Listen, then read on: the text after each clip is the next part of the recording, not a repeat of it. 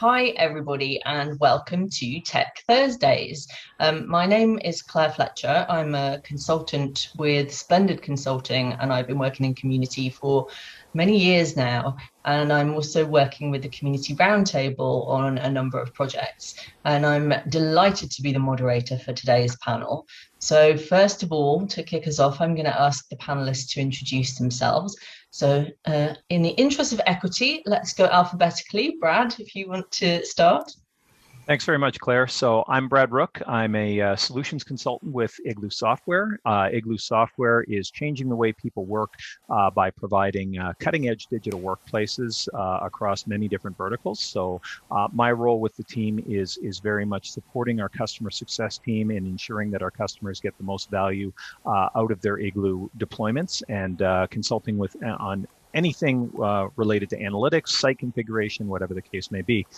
My background prior to this is in security management. I'm 25 years in various roles in security management, and I am a certified protection professional through the American Society for Industrial Security.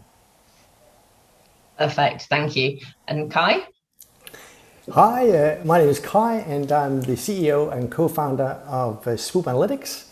And I like to say I'm a one-trick pony because all we do is analytics around collaboration. So we specialize in analyzing and figuring out how to help people and organizations improve the way that they collaborate, doing that faster and better. And I've been doing that for the last 20 years. I've worked many years in this area. And I was showing my age, I guess that's called knowledge management. That was really big in the late 1990s and continued into communities of practice. So I spent a lot of time together with my co-founders trying to figure out how can we measure how people collaborate. Wonderful, thank you. I also have a background in knowledge management from the 1920s, so we have that in common. And Jacob? Hi, I'm Jacob Borgeson. Thanks for having me on the panel today. I'm from Khoros. And what we do is we try to infuse the power of human connection into every customer interaction. So we have software for care, for marketing, social media management, and communities for enterprises to build stronger connections with their communities. And I've been doing this for about 2 years now. Before that, I was in collaboration software and other technologies. And I'm really excited to be here and discuss analytics today because big data is a big part of what we do. Thank you. So we've got a lot of expertise on this panel, going back decades from the sound of it. So I think you'll all have a really interesting point of view on this. So I wanted to kick off by just talking a little bit about how your organization looks at analytics in general and why you think that's important to community professionals and what your perspective is on that. Brad, do you want to start? Yep, absolutely. Thanks, Claire. So I think at Igloo, we view analytics as really an ever-evolving way to measure and benchmark our community performance and engagement. They're increasingly important to community professionals as they seek to obtain quantifiable data and in this constantly changing work model. So we've been dealing a lot with, obviously, people were in the office, then they weren't fully remote in the majority of cases, and then we had, of course, kind of a hybridized return to the office in a lot of cases as well. So just looking at how we can monitor and facilitate that engagement. We're really leveraging analytics to increase that engagement and ultimately to change the action and behavior of employees. This behavior in turn allows organizations to recruit and retain employees and create an optimal environment. So we're really giving the customers, we look at analytics as a tool that the customers can use to navel gaze, if you will, and really look at their own performance benchmarks, but we can also use them in a participatory process with the customer to make sure that they are maximizing the usage of their digital workplace and, of course, being representative of their industry within that space. So that's a conversation that you're having with the customer that Igloo will also use and look at those analytics to help them figure out where they're going. That's correct. Yeah, especially in customer success, that's one of our key focuses, is really looking at the customer's behavior and how we can mutually work together to maximize that behavior and ensure that the customer is satisfied and has a fully engaged workforce within their digital workplace. Fantastic. And Jacob, is that a similar approach that you would take at Khoros? Yeah, for sure. I mean, we basically have three areas of analytics, if you will, basic big block areas. One is the product usage analytics itself that come with our community platform that customers purchase and subscribe to.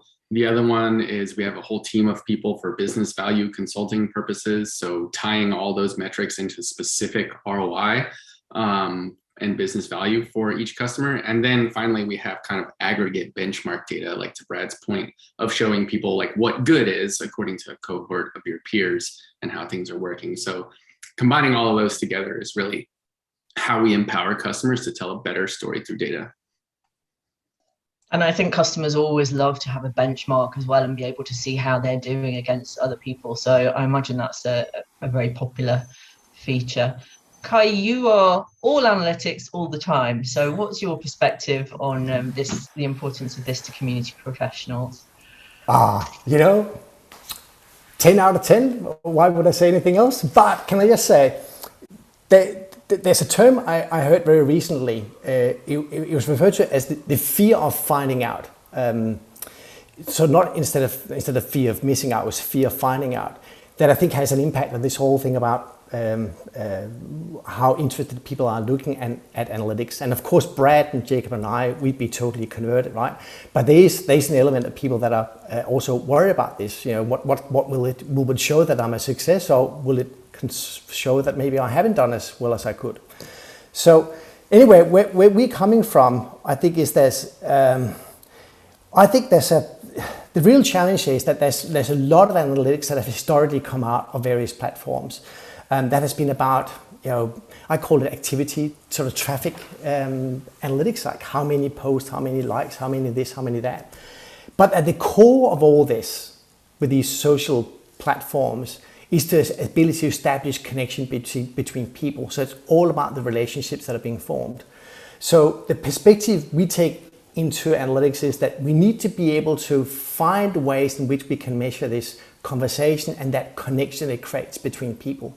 So the focus for us, it's just as important to get analytics on the relationship part as it is to get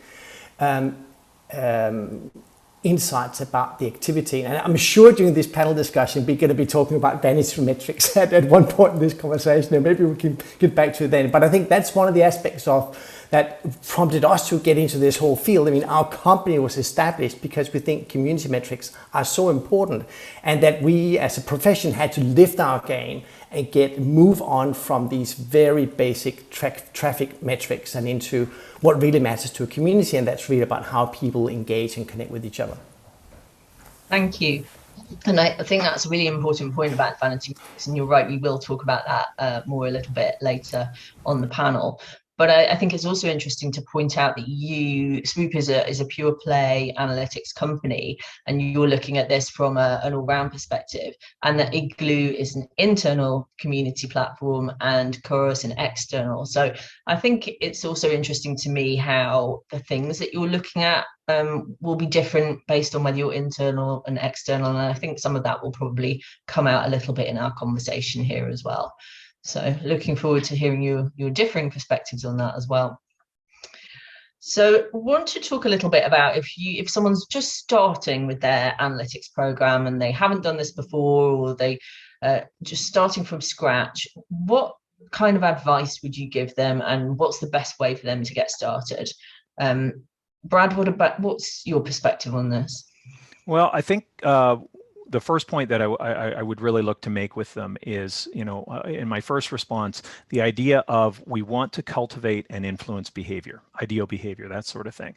But we have to determine what those behaviors are. We can't just throw a dart at a wall and say, okay, this is good, this is bad, this is indifferent. We really have to determine what those behaviors are. So we have to start off by really understanding what it is that we're looking to measure.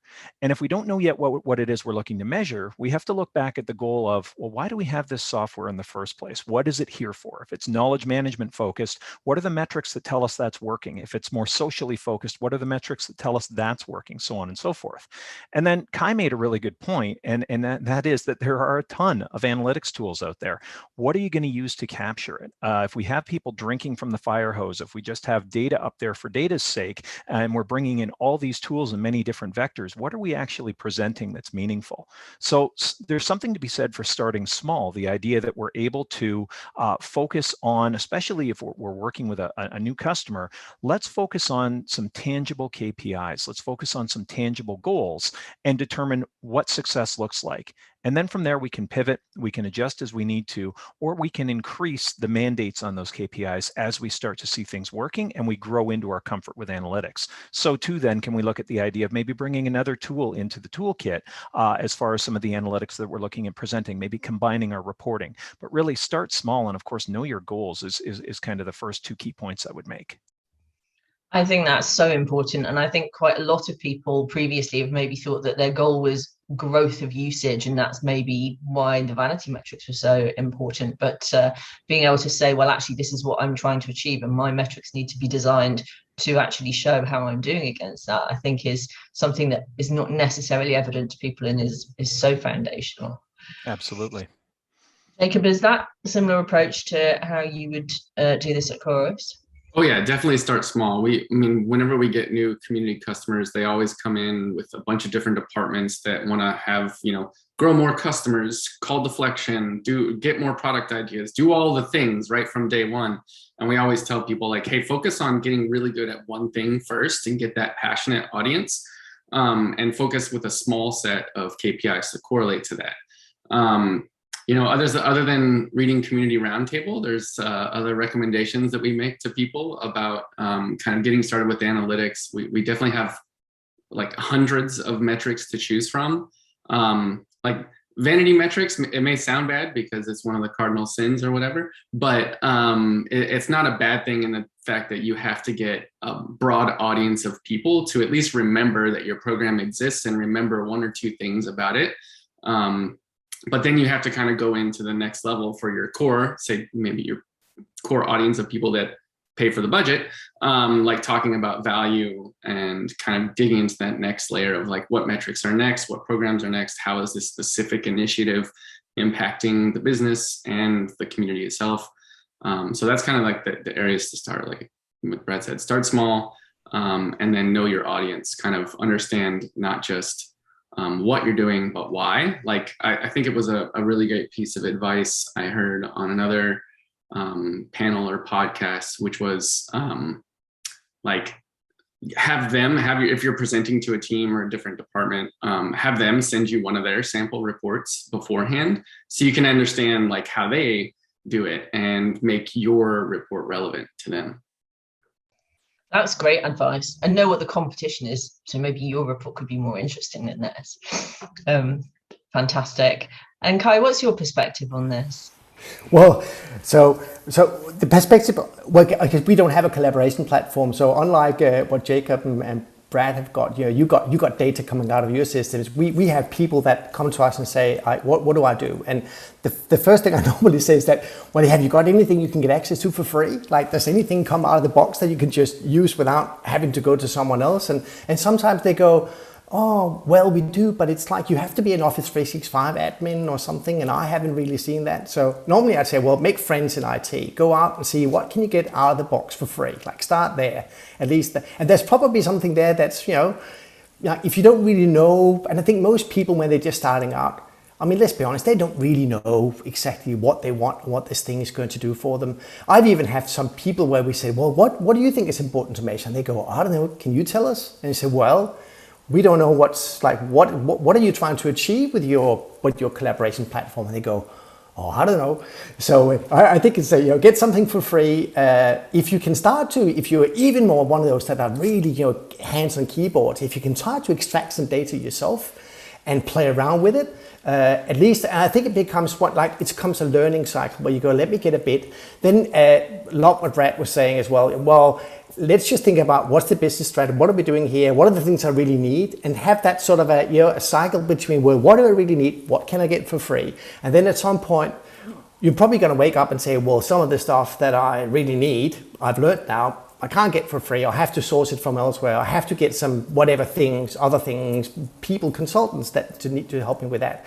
But you come into that stage. You come into that stage where you've seen that I need this to deliver that purpose. So I think it is a maturity thing. It's like the people who buy expensive sort of fitness gear. It's the people that are eccentric joggers or whatever. And I think it's a bit the same with this analytics bit. You got to learn and grow, and then you'll see the need, because unless you have it, it can't take you to the next level.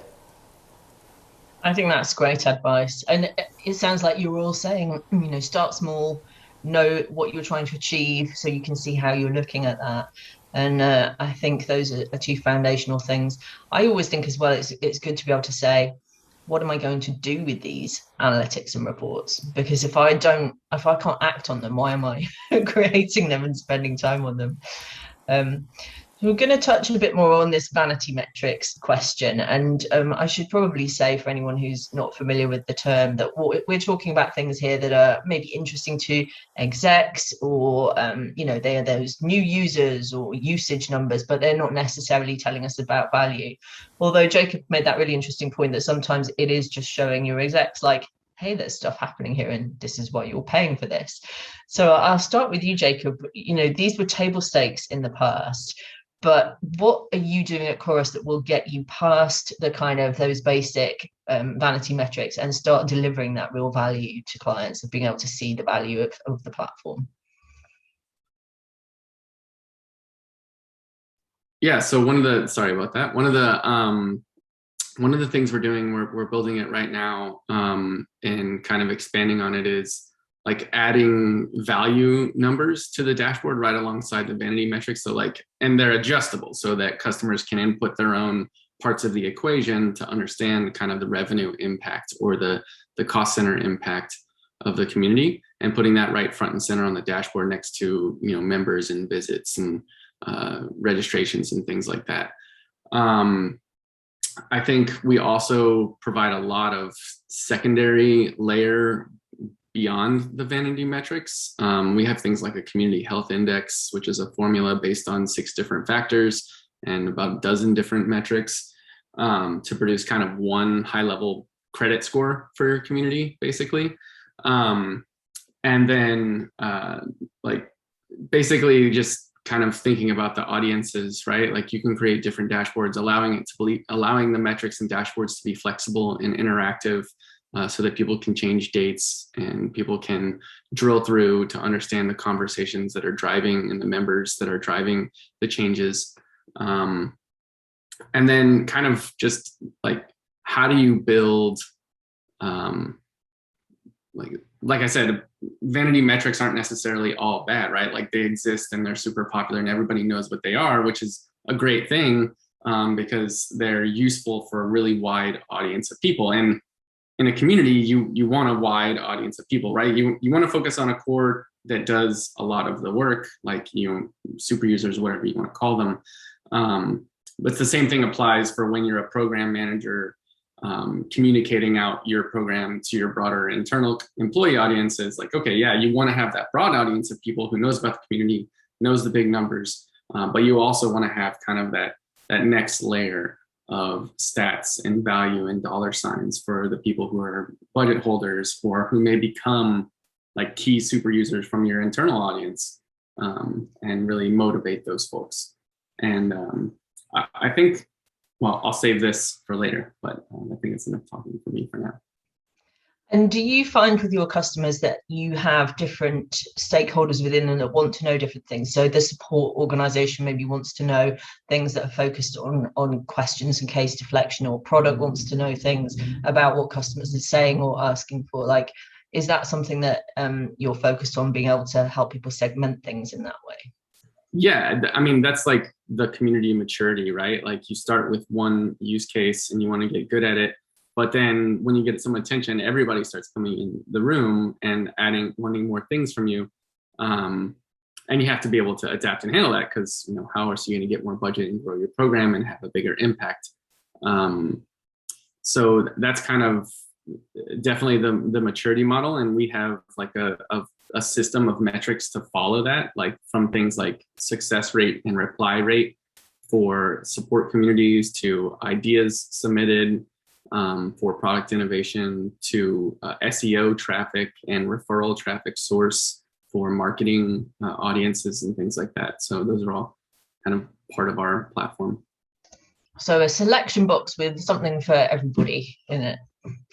And what about you, Brad? You'll have slightly different use cases with what you're focusing on at Igloo for internal communication and collaboration. So what does that look like for you going beyond those vanity metrics?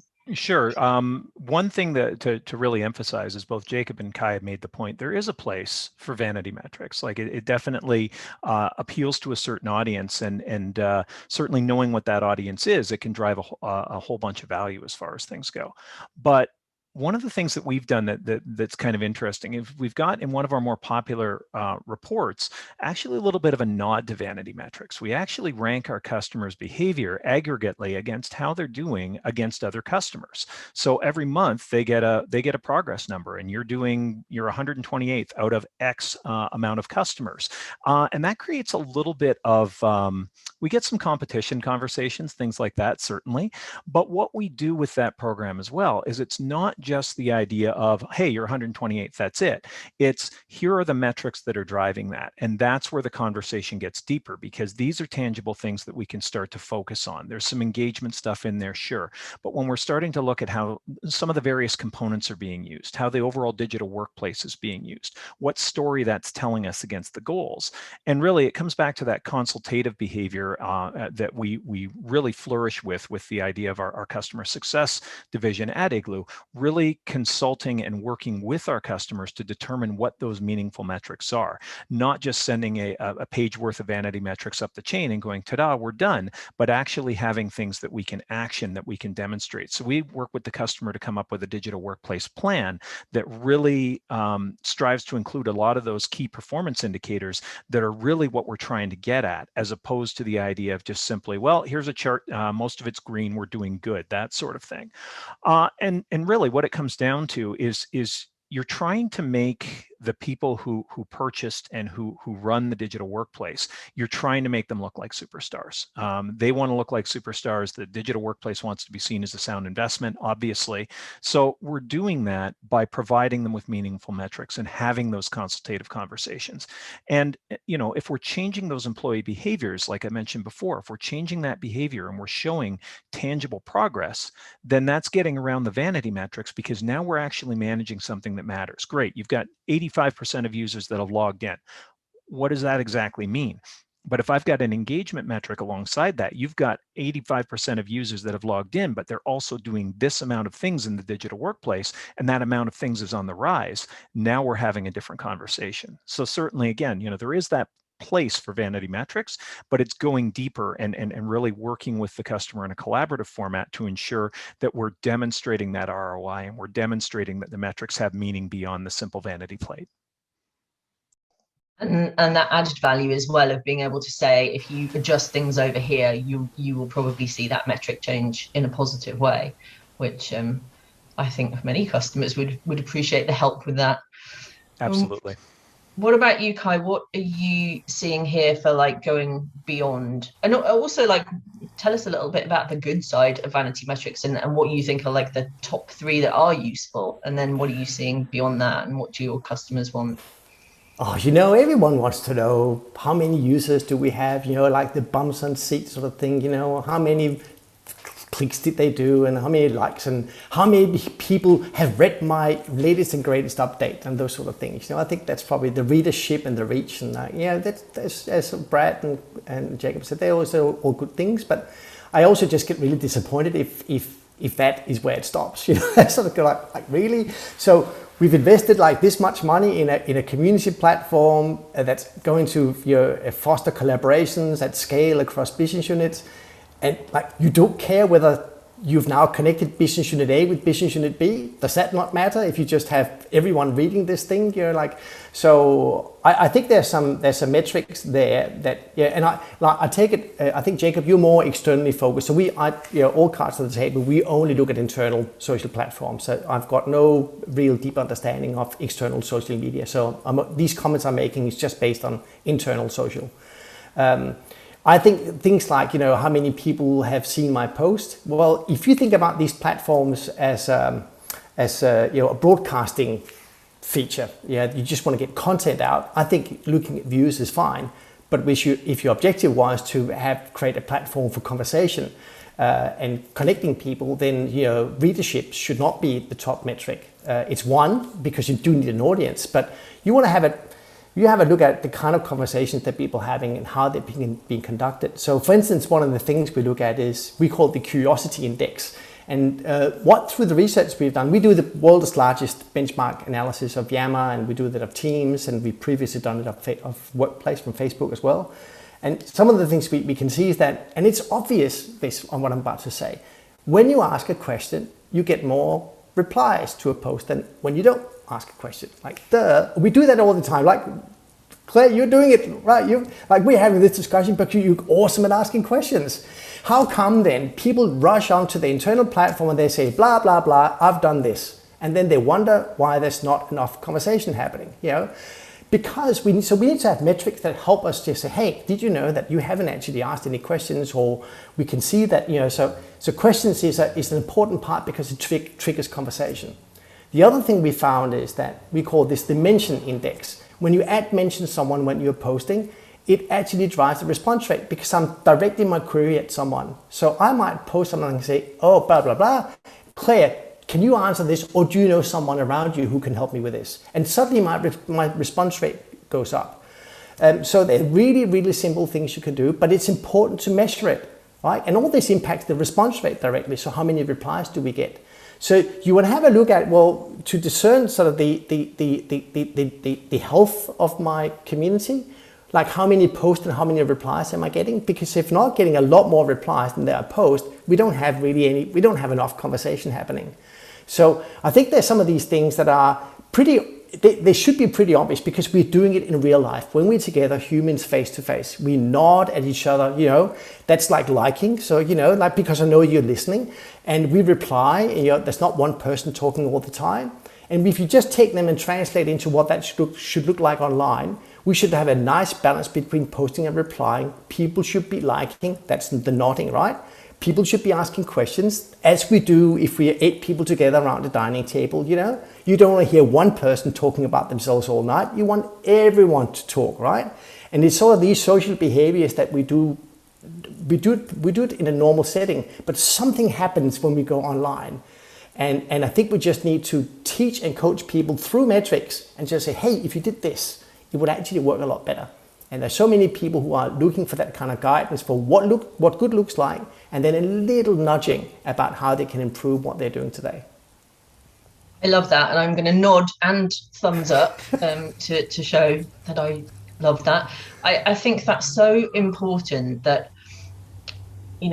people sometimes think, they forget that online communities are just people being people online, and then sort of treat it in a very different way. And I think actually going back to that fundamental of people behave in very similar ways, and how to be a person in a room, so you probably do know how to be a person in a community, but it's easy to forget that, especially when we've all been locked up in rooms for quite a while now. Okay, so I want to talk a little bit about mistakes and pitfalls and how to avoid them. So you've probably all seen many analytics programs, some of them great, some of them not so great. So what would you say is your kind of top mistake that you see people make, and how do people actually get over that mistake? Brad, I'm going to pick on you for this. Okay, pick away. Certainly, I spoke a lot about this in my response to the second question, but really it can be a combination of things, or it can be two very different things. But the mistakes on one end can be the idea of simply not setting any sort of goals, not understanding what it is that you're looking to do, and not putting any quantifiable measurements around that. So you're setting this entity up, this digital workplace, and you're not saying, Here's how we're going to determine it's successful. And then typically what we'll see along the line is we'll suddenly jump into analytics and, oh, what does this mean? What does this mean? What does this mean?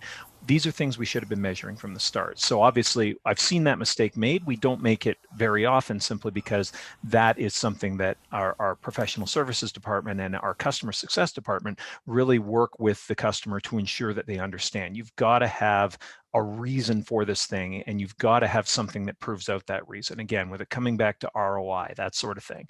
On the other side of things, it very much can be the idea of either A, drinking from the fire hose with all the metrics and saying, okay, great, we've got metrics that cover all these incredible aspects of a digital workplace. Let's look at everything, please. And then we don't yet understand enough of our business case to really be able to change that into quantifiable data that makes sense to us.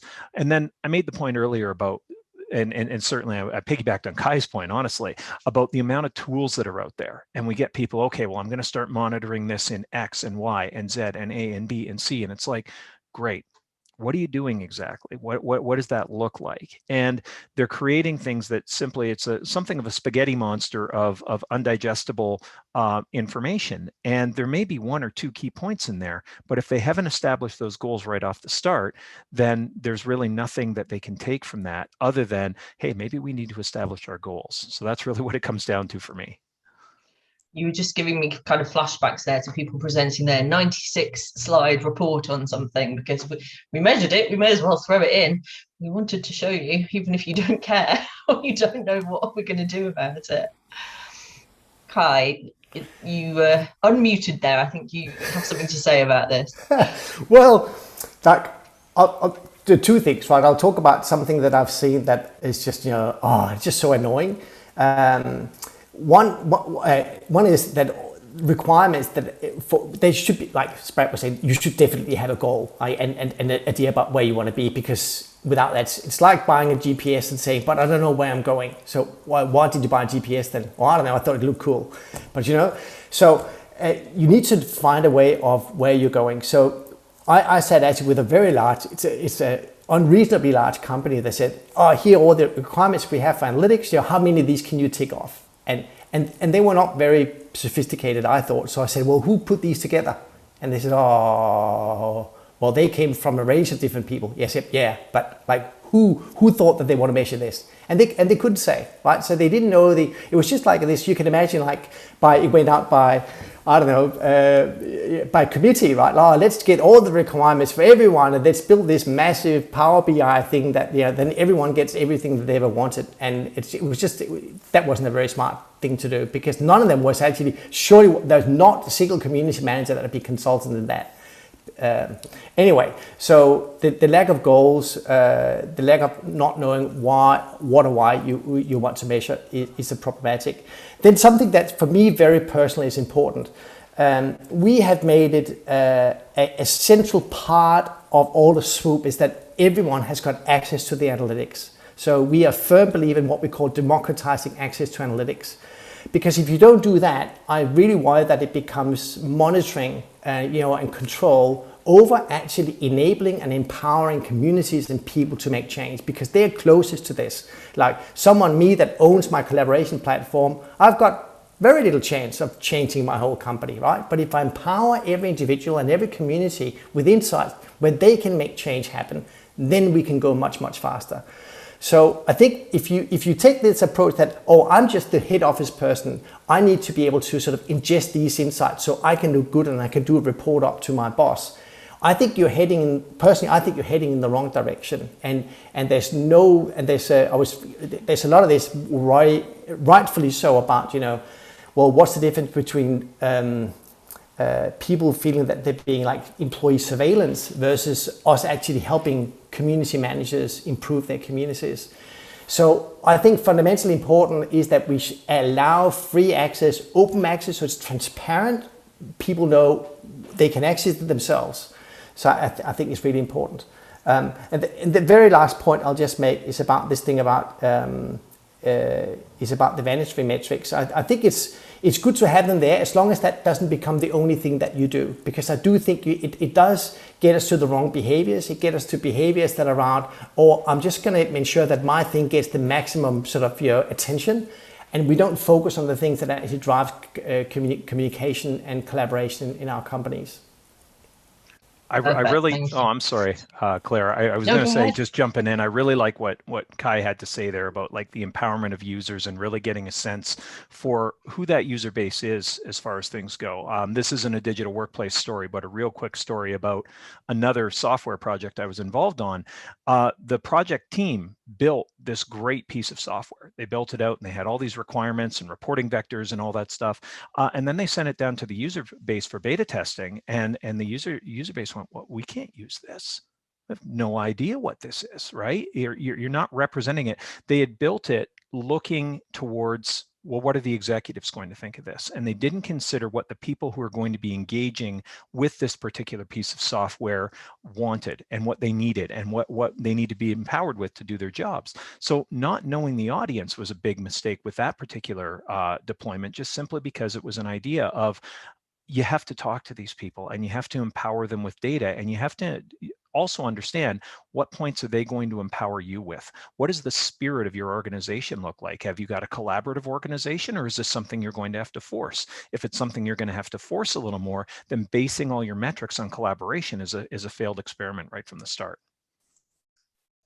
Good call out. Thank you for that. And Jacob, are you seeing similar mistakes with your customers that we've talked about on the internal side, or is this a different, do you see a different set of mistakes for your external customers? I mean, democratizing the access still applies here, not only because it like just helps more people be more empowered, but it also helps you find key advocates. Like, you know, if you see people playing with the data and making their own metrics, that's a good sign that you can co-opt them to your side. And that's for any analytics. But I kind of, the two key mistakes I see is lack of empathy. So lack of just like what I said at the beginning of finding what people are reporting on and why they care about it and building that into your presentation of analytics. And then the other one is like making sure you back up your data with anecdotes, because otherwise, you're making people do the work of connecting their daily lives to the numbers you're showing. And that just doesn't work in an all digital, super scattered life that we live now. Like, you have to kind of tell a story to help them connect data to what they actually do in their day-to-day lives. And it also helps kind of, you know, spread the myth of your community's value through the power of storytelling. And so that's one of the big ones. The other big one is, I'll tie back to what Kai was saying around kind of making sure you're setting goals. I would add to that they have to be like SMART goals. And specifically the part of the SMART acronym that always seems to be missing is like measurable, I guess, or accountable. Like, people will set a goal and then like, okay, well, did your program achieve that goal? Like, did you follow up and report that you set to increase membership 10%? How did you do? And it's part of this new acronym that's now my favorite, of FOFO, fear of finding out, that Kai talked about, of like, well, you're afraid that people will find out that your program didn't work, that maybe they'll lay that all on you and that you did a bad job. That's not always the case. Like, it's more important to understand why things didn't work out so that you can fix them and accelerate in the future. But for whatever reason, the most common thing I see is people just like don't report how they don't set goals, specific measurable goals at the beginning, and then they don't report how they compared against them. I really see a lot of value when people do that, and they're not afraid that like that's tied to their personal value, and they just report those numbers as they are. That would be my thing. Like, be brave, I guess. Be bold. Go out and use numbers, and don't be afraid to fail. That's a great point. And I also often see people either do a lot of analytics reporting or just none at all. There doesn't seem to be much of a middle ground if people are left to their own devices there. But I loved what you said about storytelling as well. I think that's something that, again, being people in a room, we tend to be quite good at, and we know that stories will convey and stick in the memories of our audience, and then we don't necessarily remember that when we're making reports. So I think that's a really good point. I might just add to that, Claire, that one of the things that I found, so in SWOOP we call them SWOOP personas. They're collaborative, they describe a certain collaborative behavior. So for instance, if you are called out as being an engager, that's particularly good. If you're called out as an observer or broadcaster, well, that's kind of not so good. But having these personas that describes the behavior instead of saying, oh, like here are all the analytics that blah, blah, blah, blah, blah. Just this thing, aim to be an engager, and that's the story that Jacob was talking about. It just makes it really simple, and you don't have to worry about so much being good at math and understanding, how things sort of change over time. Just look at it, go like, and I think we have a job, of making sure that these insights become really easy to understand and action, because you pointed out, Claire, as well, what's the point of all this if we're not taking action? So the stories that Jacob is talking about, taking them into analytics, I think also makes that, it's exactly right, it makes it more actionable and it connects the point, as Jacob was saying. I think it's a really important point. Thank you.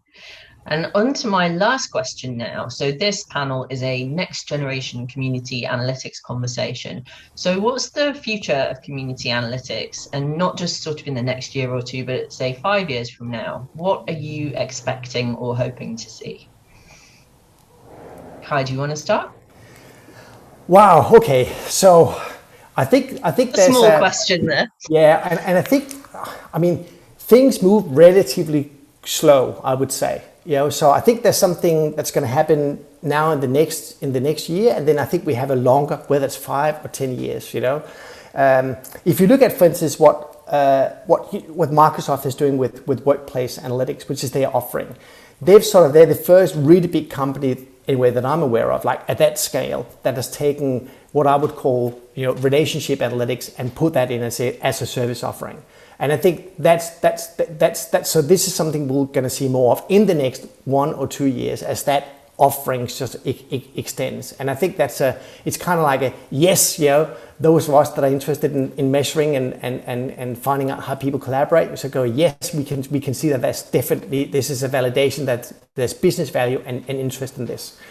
Now, as we move much further into the future, I think there's the whole thing where it's not just for reporting, like for those of you that are using Gmail, can you remember when it sort of said, oh, Kai, you said, you wrote, hey, Jacob or Brad, I'm attaching a document. And then so it's like, hey, it looks like you didn't attach anything. Didn't you mean to do that? And can you just imagine that you go into, whether it's Workplace or Yammer or Teams, let's say you go into email and you're saying, I'm going to send this email out to 800 people. And Outlook goes, hey, Kai, do you really want to do this in email? Yeah, idiot, because you should really be doing it over here. There's a much better place you can do that. Here's a better way of doing it. And I don't think we're kind of ready, it may be, to do that just yet. Well, technology-wise we are, but whether we as humans are ready to take that on. But I think we're going to see that moving into the future, where AI and understanding collaboration, how people work together, is going to be fused into all the technologies. So in a way, hopefully platforms like ours as a standalone thing might not even exist in the future, because it should be woven in. So there'll be this combination of analytics actually used within the platforms to correct, nudge people to do the right thing as they're doing it, and then also for do more like overall reporting, but which is, I think you need both, right? So I think that's longer term is my sense of that's where we're heading. But what we're going to be really careful about, if you look at sort of taking the sort of parallel to all this stuff that's done with in medical science over, I'd say, hundreds of years, there's so much peer-reviewed research and evidence for what works and what doesn't work that you can comfortably say to someone like me who's got high cholesterol levels, Kai, you have to do this to change your diet, because we know it's going to impact your cholesterol level, and we know that's going to be good for you, your age and everything else taken in consideration.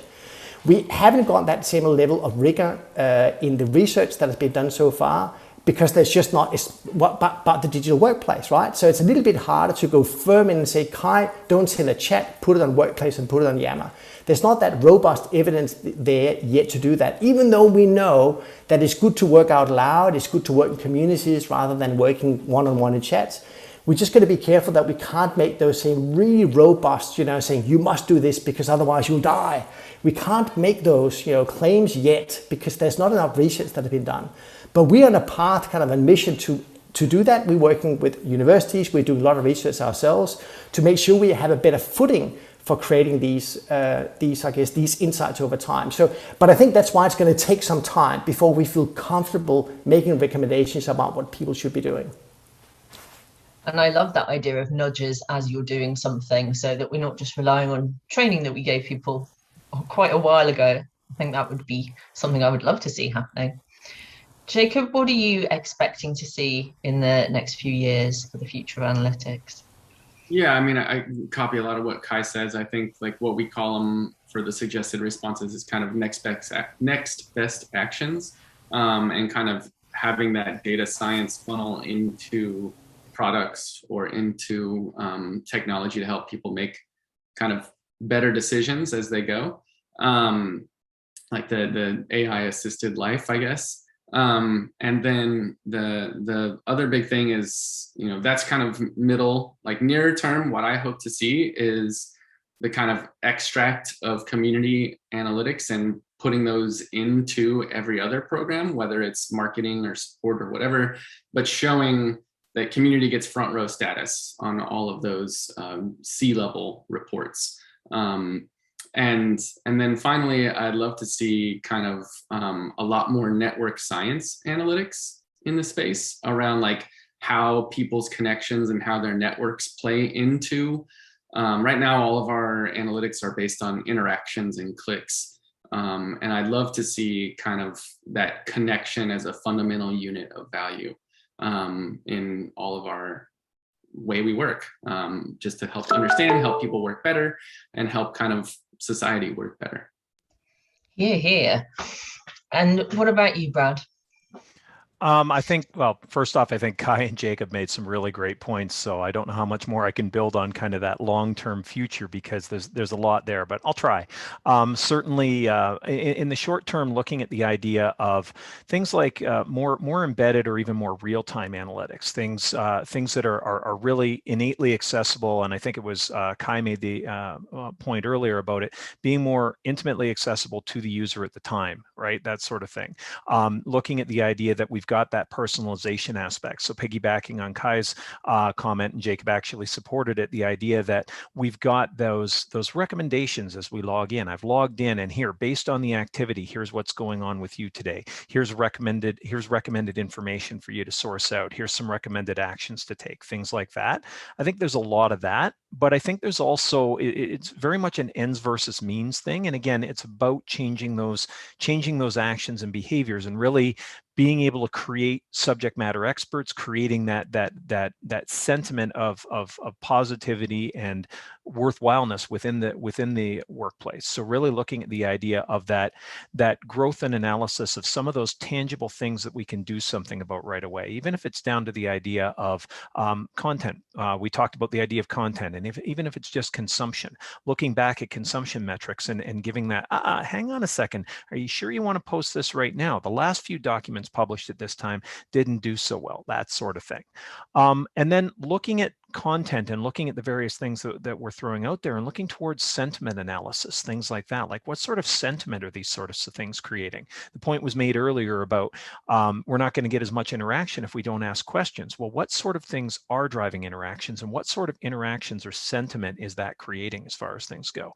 So, and then moving forward, really with the kind of the long-term view, it's really about making in my case, the digital workplace, but certainly the environment, as almost something of an employee within the organization, and it's able to perform certain tasks based on analytical data.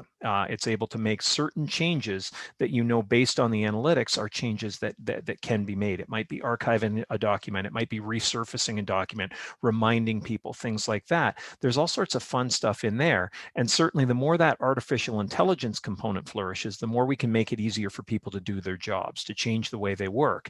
And I think that's really the direction things are going. And it's interesting to me that you all mentioned AI in one way or another. I think we're in for a very interesting time seeing how that changes things for us. I want to thank the panel for such interesting insights and for answering the questions. It's been such a good conversation. So thank you to Brad and to Kai and to Jacob for joining us today. And we will be taking live questions now from attendees. I think you've actually been answering them, panelists, in the chat, but I think that you could definitely learn a bit more about this. So one of the ones that was asked was somebody asked about changing behaviour, and the analytics telling a different story to what they had actually expected and having to go back to the drawing board. So I know you answered that, but could we just talk a little bit about your responses there? Sure, yeah, since I kind of popped in first on that one, I can, yeah, definitely there's always a case, it's gonna happen when the data doesn't agree with what you think it should say. The bigger problem for me is that there's so much data out there that sometimes it just, you can find something that proves your point, even though it's like the majority of data says otherwise. And that's kind of an ethical dilemma that you have to be able to take a stand and say, no, actually, we were wrong. The idea was wrong, or whatever we had was wrong. And don't be afraid of that, because you want to pivot, you want to say, but what we did learn is something else. What we did learn is that, to Brad's point, people may be using the community for social things more than anything else. Or people, like, we had actually, I just got off the phone with a customer yesterday who was saying that they started a survey in their community, and they started their community to help people connect with each other, build peer networks. And that wasn't what people wanted. They wanted help answering support questions. They wanted better documentation. They wanted a whole bunch of other things. And so they just changed the whole community to be focused on that. And it worked out really, really well. So that now they've done a lot of innovative work since then. I think that's a really good point, that just because it's not delivering the value that you were initially focused on doesn't mean it's not delivering any value at all. And also that if you're getting data that says, well, your hypothesis isn't correct, that's not necessarily a bad thing, because you can then go back and rework things. It gives you that opportunity. So whilst it's disappointing and it's not necessarily what you wanted to hear, it also gives you something to do. And I always think being able to act on analytics is one of the most important things. I think you're probably always able to find at least some good news stories in there. So even in that, as Jacob was saying, even if you are finding that the numbers aren't quite delivering the story you're hoping for, and I think you have to be ethical and say, well, it didn't. But there will, like, with all that benchmarking we're doing, for instance, on Yammer, we've seen for nearly all organizations, they always have at least one community that's doing really, really well. So I think you can probably anchor that and say, well, by and large, we might not be doing as good as we want to, but here's a really good one. And then try and replicate that success. Because I think there's always, even though the overall numbers might, in one instance, might not look as great as you thought, there will be this shiny light that can really inspire you to get to the next level. And I think Allison made a really great point in the comments just now as well. If the metrics that you set out to achieve aren't performing well, it gives you the opportunity to ask why. Right? And look at that. If that is by and large your ultimate goal, if knowledge management is what I need and knowledge management is not performing well, then I can start establishing baselines. Maybe it tells me my baselines were too aggressive for starters. Maybe it tells me I don't necessarily need to reinvent the wheel or the environment, as the case may be, but maybe it helps me focus my efforts in the right places so I can start improving these metrics. Especially when you're just starting out, you very much have the idea that you're learning as you go. So if the story is telling you something different, there's nothing wrong with keeping that goal. It just really helps you focus on what those behaviors are that you want to influence to achieve a higher benchmark. And it teaches you to temper things a little bit too. Saying, I used it in the recording, you've got 85% of your users logging in. That's a great stat to have, but only if they're doing things, right? You're going to get a high login, a high buy-in if you create the environment and you publicize it a little bit and create a little buzz around it. The important stat is, what are they doing? And that might be the stat you want to raise. So again, it's got to have meaning, and it can really get to the point where it can influence some baselines and some conversations for you. Yeah, good point. Thank you. I'm going to call out, we have a couple of other questions in the chat. And the first one, I'm going to say that we need a bit more information. So Tina, you've asked about the top 3 platforms to do this well. And I think all of the people that we have on this call absolutely are included in doing this well. But I think you need to maybe tell us a bit more about what you're trying to do, because as with all analytics things, I think it depends on what the goals are and whether you want something that you can just point and click at very easily, or whether you have a data warehouse and you want to use things that way. So I think if you can tell us anything more about that, we can probably answer that more effectively. So I'm going to move on to Rick's question about the health index based on a number of factors, and I think that's Igloo, Brad, is that correct? I think actually Jacob was the one okay, commenting Jacob on the health index. So I'll give Jacob first crack at it, but I'm happy to chime in as well. Yeah, I'm just dropping a link into the answer there, just show you kind of that blog. It was actually something that was created about almost 10 years ago, it looks like. But it's a 6-factor health index score based on kind of interaction, engagement, responsiveness, traffic, and a couple more things. And basically, we developed it when we were Lithium, and now it's still used to create a score, basically a kind of the credit score level. And it's really just kind of a single metric to incorporate a bunch of other things. So yeah. And I think for us, it's going to be something certainly along similar lines. We really try and incorporate, I think, with Igloo, as many customer touch points as we can that really help tell the story, right? So anything from interactions with support to product ideas that are fun, these all show they're engaged. And then also looking at raw performance, but also looking at advocacy. There's a whole bunch of different things that you can comb into a customer health score.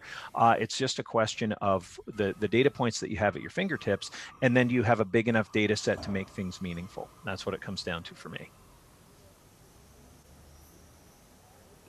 Excellent, thank you. And Kai, do you have anything to add to that? I know we're almost at the top of the hour. No, I think there's been some very good answers. Okay, great. And Shannon just shared something into the chat saying about where we can continue the conversation. So she's shared a link there, and we can continue answering any questions that you have over there as they come up. Thank you for great questions, and thanks once again to the panel for sharing their perspective, which I think this is a fascinating conversation. So thank you all very much. Thanks for having folks. us. Thank you, Claire.